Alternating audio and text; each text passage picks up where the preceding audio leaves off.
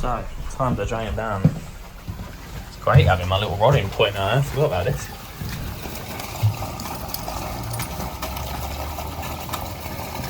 It's very good, isn't it?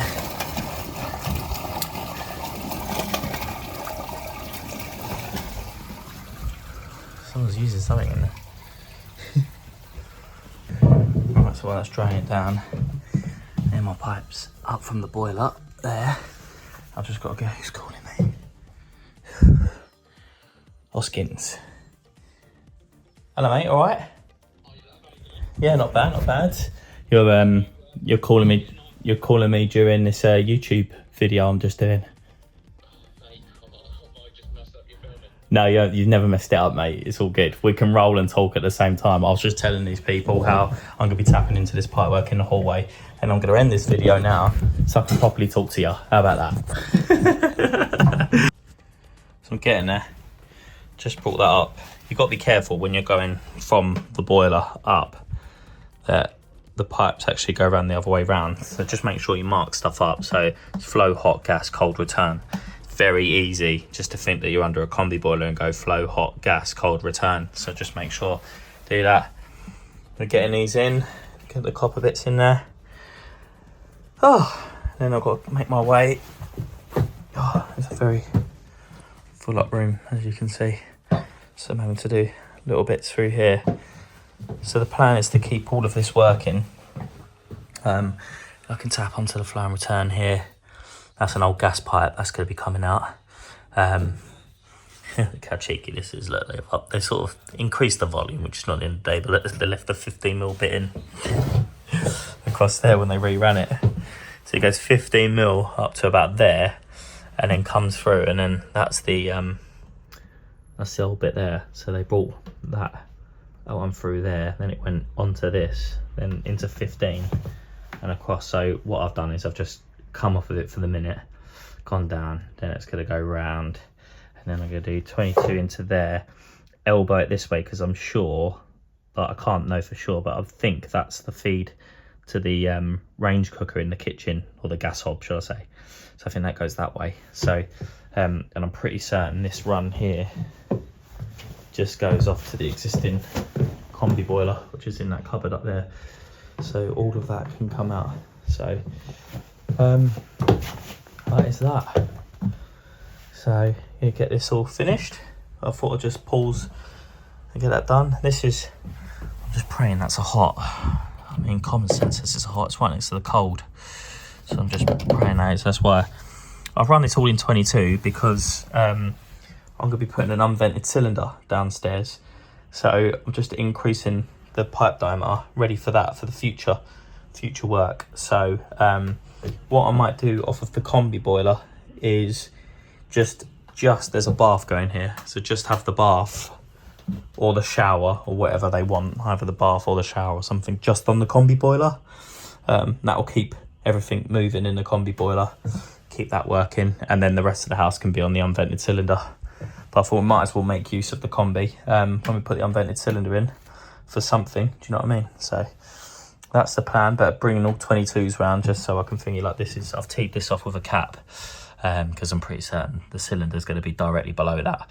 So when I poke a bit of 22 up, I can just connect straight into there. Or was I doing that? No, because I'm doing a new supply for that, so scrap that. It was the cold I brought round because the toilet's going there, but I've got to work all this off. I've just left a couple of tees off to make my life easier, just in case I need them. Well, scrap that, because I'll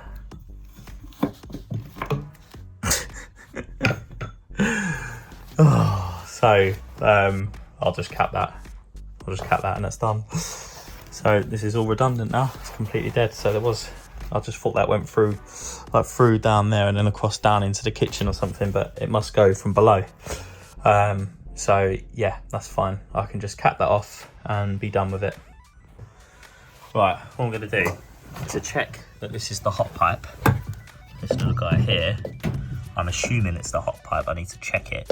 So what I've done is I went to the boiler, I'll just show you, and I've isolated that there. So I turn it off. That's obviously the cold feed going into the boiler, which will then stop the hot pipe coming out. So, but I've turned it off and there's still pressure in the taps. Now, I don't want to release the pressure because what I'm going to do, I'm going to get my wet vac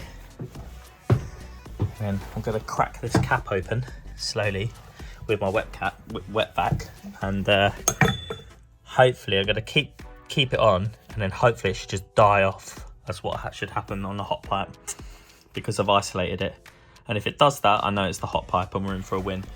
But one thing I did check, I was like, when doing something like that, thought better check my bloody batteries. Good job I did. Imagine you suck in that and then the thing just died. It was a nightmare. So let's go and change my battery first. And then when you go and get your other battery out of the van, forgot to charge it.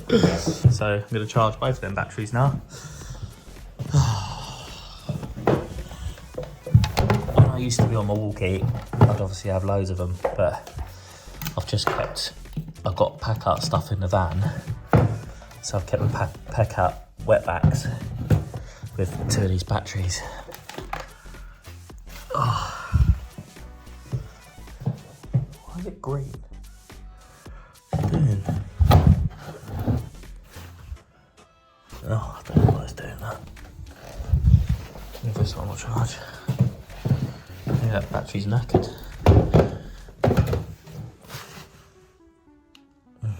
Maybe the battery. That's annoying. That battery was about 175 quid. It's quite annoying. Good. Waste of time that was. Right, whilst that's charging, I'm going to do something else. So I'm not going to lie on this. I started worrying it and then I made a mistake and I was like, oh, I can get around this. So I've got like triple connectors in there, look. The tightest wiring I think I've ever done. I managed to get it all in there. Oh, anyway, it's only temporary. Sort it all out soon. Oh, perfect. So while I'm waiting for that to charge up there, I thought I'd just do a drop test on the gas. So getting that done. I've got flue gas analyzer, but sometimes for a quick drop test, I'll just find this gauge so much quicker and easier than having to purge it and set it all up and all the rest of it. So yeah, I use that. Just don't ever spill the blue stuff. Worth a fortune. So that's the gas tested. Sound as a pound. That's the nest wired in. So now that's done. By now, hopefully, kids are back. Yes.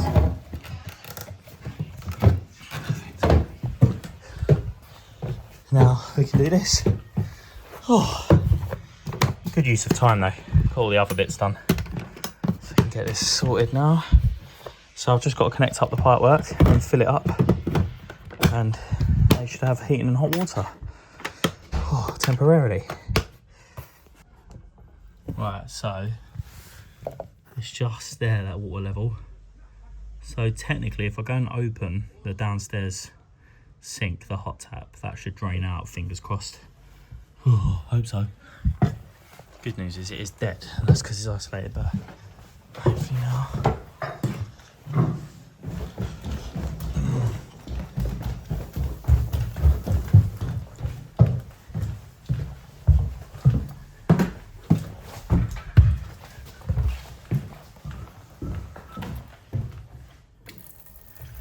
Let that drain out.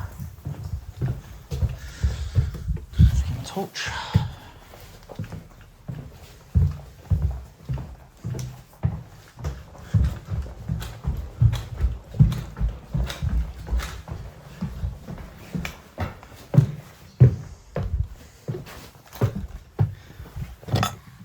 Yes. See, it's gone now. So that's definitely the hot pipe. So that's correctly identified. Perfect. So let's connect that one up first, and then we can move on to the others. Bosh.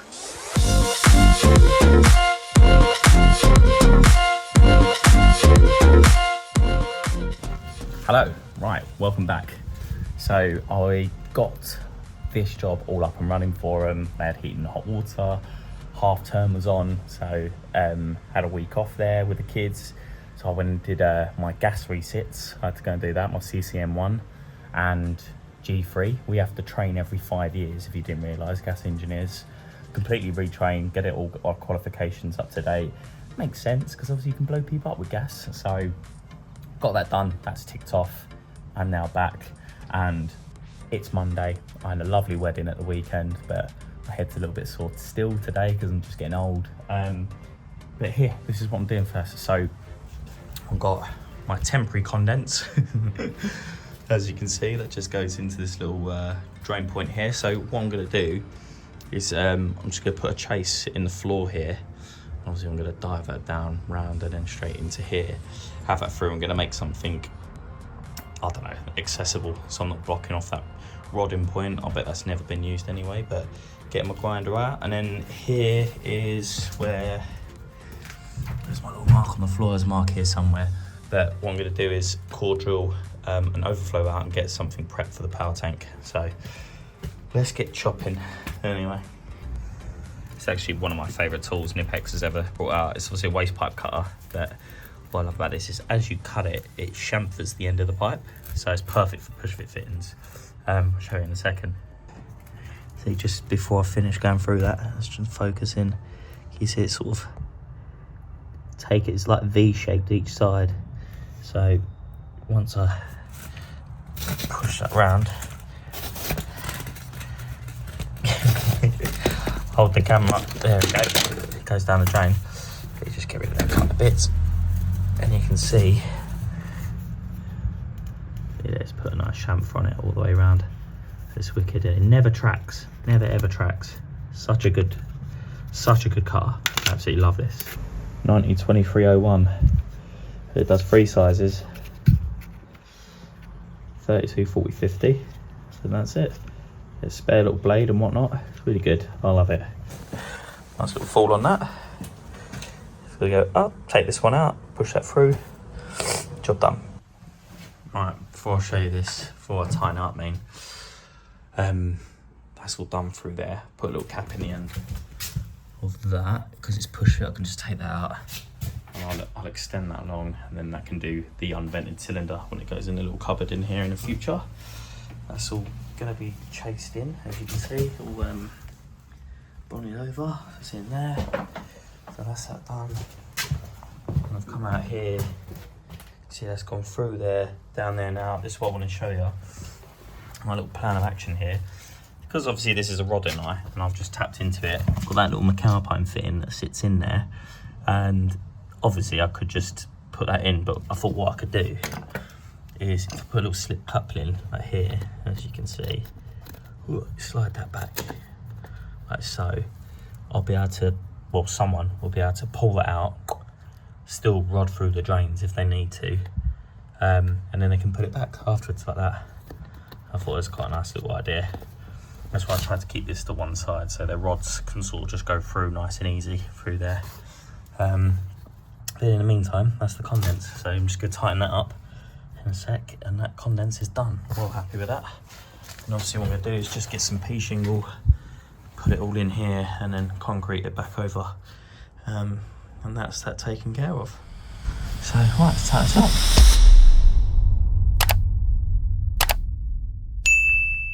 Please go check out Powers now. I've got a link in my bio. They're doing a fantastic deal at the moment. It saves so much time and makes your life a lot easier, so you can go enjoy the finer things in life.